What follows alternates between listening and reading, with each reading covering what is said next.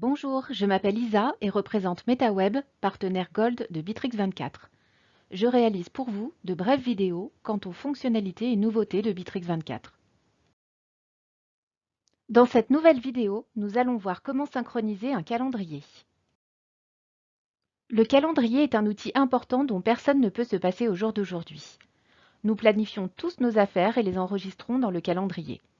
La particularité et la commodité du calendrier Bitrix24 est qu'il dispose d'un planificateur.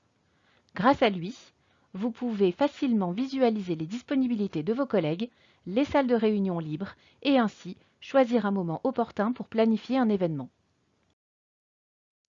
Que faire si vous avez plusieurs calendriers?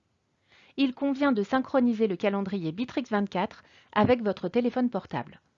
Auparavant, la synchronisation nécessitait plusieurs étapes. Maintenant, cela peut être fait beaucoup plus rapidement en utilisant un QR code. Alors, comment synchroniser le calendrier?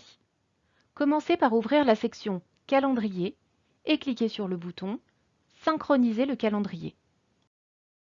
Ensuite, sélectionnez le type de calendrier mobile en fonction du système d'exploitation de votre téléphone. Scannez alors le QR code de votre calendrier avec votre téléphone portable. Si vous êtes détenteur d'un iPhone, vous devez suivre les étapes suivantes.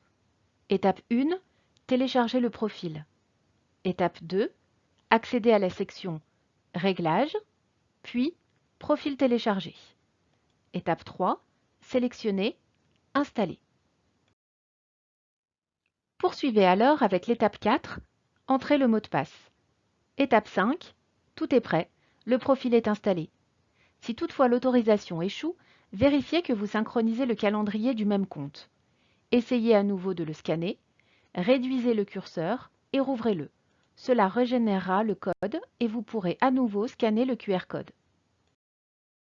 Pour ce qui est maintenant de l'autorisation de profil à partir d'Android, le portail à partir duquel le QR code a été scanné est autorisé automatiquement.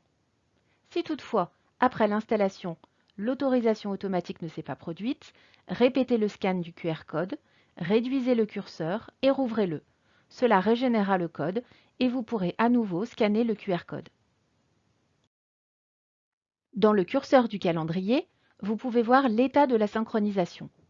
Lorsque le calendrier est connecté, l'état de synchronisation change. Et lorsque vous passez la souris sur l'état de synchronisation, un bloc contenant des informations de synchronisation apparaît. Pour mettre à jour l'état de synchronisation, cliquez sur le bouton « Mettre à jour ». Parfois, une erreur d'état de synchronisation peut se produire, par exemple lors de la modification d'un mot de passe. Par conséquent, si vous constatez cette erreur, nous vous recommandons de reconnecter le calendrier. Libre à vous de désactiver la synchronisation sur votre téléphone en accédant à la section Réglages, puis Général, puis Profil. Sélectionnez alors votre compte de calendrier et cliquez sur Supprimer le profil. De ce fait, les événements du calendrier ne s'afficheront plus, mais l'état de synchronisation reste inchangé pendant 7 jours. Si cette présentation vous a plu et vous a été utile, n'hésitez pas à liker, commenter et partager. Je vous remercie pour votre écoute et vous retrouve bientôt dans d'autres présentations.